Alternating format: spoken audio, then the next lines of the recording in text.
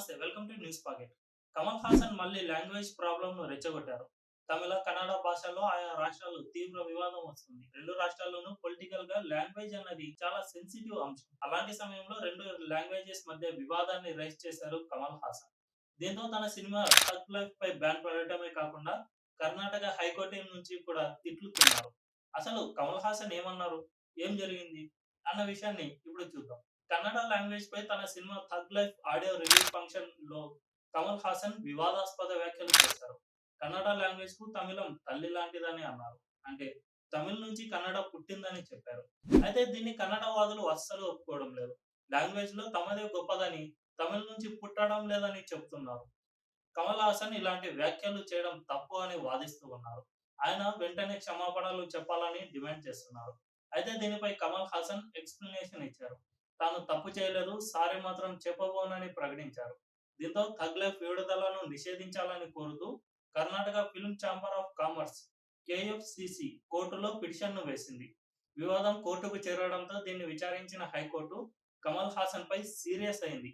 ఎంత పెద్ద నటుడైనప్పటికీ ప్రజల మనోభావాలను దెబ్బతీసే హక్కు ఆయనకు లేదు అంటూ హెచ్చరించింది.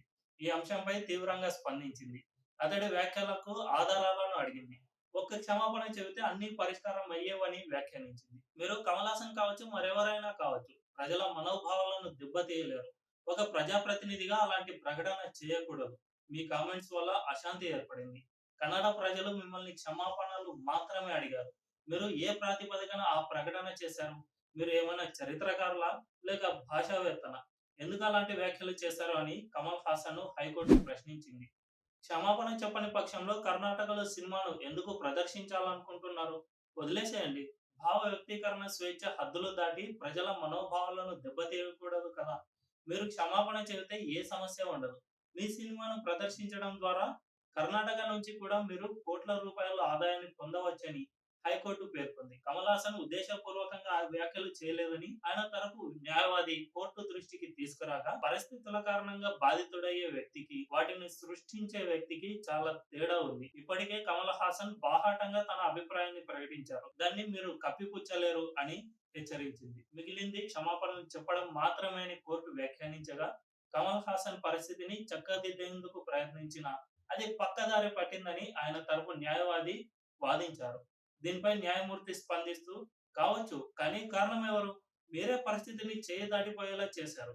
ఇప్పుడు చేసిందంతా చేసి మీ సినిమాను రక్షించాలని కోరుతున్నారని కోర్టు వ్యాఖ్యానించింది. కోర్టు ఇలా తిట్టడంతో చివరికి తన 'థగ్ లైఫ్' సినిమా విడుదలకు అడ్డంకులు తొలగించి రక్షణ కల్పించాలన్న వినతిపై కమల్ హాసన్ లాయర్ వెనక్కి తగ్గారు.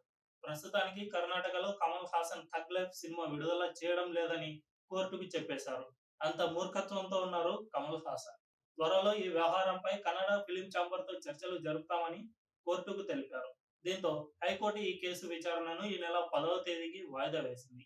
వాస్తవానికి ఈ నెల 5వ తేదీన దేశవ్యాప్తంగా 'థగ్ లైఫ్' సినిమా విడుదల అవుతోంది. కానీ కర్ణాటకలో ఈ వివాదం నెలకొన్న సమయంలో సినిమాను విడుదల చేయకూడదని కమల్ హాసన్ నిర్ణయించుకున్నట్లు తెలిపారు. అయితే ఇక్కడ కమల్ హాసన్ తప్పు చేశారా? లేదా? అన్న దానిపై కొన్ని పాయింట్స్ చెబుతా, మీరే అనలైజ్ చేసుకోండి.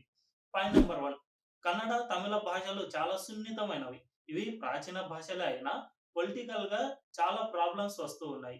వీటిని కాస్తంత టచ్ చేసినా 2 రాష్ట్రాల వ్యాప్తంగా నిరసన ర్యాలీలు జరుగుతాయి. ఇది కమల్ హాసన్‌కు తెలియంది కాదు. ఆయన ఓ పార్టీకి అధినాయకుడు. అలాంటప్పుడు ఈ విషయం కమల్ హాసన్‌కు అస్సలు తెలిసి ఉండదు అని ఎవరు భావించలేము. అలాంటప్పుడు ఇలాంటి వ్యాఖ్యలు చేయడం కరెక్టేనా? పాయింట్ నంబర్ 2, కమల్ హాసన్ తనకు తెలియకుండా లేక ఇంతగా ఆలోచన చేయకుండా ఇలా చెప్పి ఉండవచ్చు. అదే నిజమైతే కర్ణాటకలో ఇంత వివాదం రగిలిన సమయంలో ఆయన తేరుకొని ఉండాల్సింది. ఒక్క సారీ చెబితే సరిపోయేది. కానీ అందుకు ఒప్పుకోలేదు. మరి ఇది మూర్ఖత్వమా? లేక తనను ఎవరు ఏమీ చేయలేరన్న ధైర్యమా? రాష్ట్రాలు ఎలా తగలబడితేనేమి, తాను చెప్పాల్సింది చెప్తానన్న ధైర్యమా? పాయింట్ నంబర్ 3, భాషపై మాట్లాడడానికి కమల్ హాసన్ ఎవరు? తాను చేసిన వ్యాఖ్యలపై మూర్ఖంగా తప్పులేదని చెప్పే ముందు అందుకు ఆధారాలేమైనా సమర్పించవచ్చు గదా! లేక ఇది తన సినిమాకు కావాల్సిన ప్రమోషన్ జరుగుతుందని చేసిన వ్యాఖ్యలా? అన్నవి తెలియాల్సి ఉంది.